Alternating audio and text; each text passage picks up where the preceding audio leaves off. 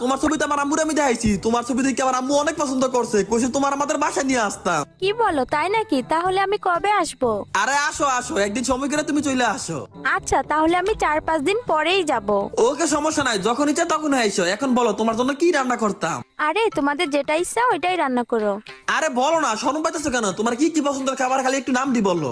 আমার জন্য পোলাও, মুরগির মাংস, খাসির মাংস, উটের মাংস, রুই মাছ, কাতলা মাছ, মহিষের মাংস, হরিণের মাংস, এগুলা হলেই হবে। এত কিছুর কথা কইলা, কিন্তু গরুর মাংস কথা কইলা না কেন? আসলে আমি গরুর মাংস খাই না, আমার গরুর মাংস খাওয়া নিষেধ। কি? তার মানে তুমি হিন্দু?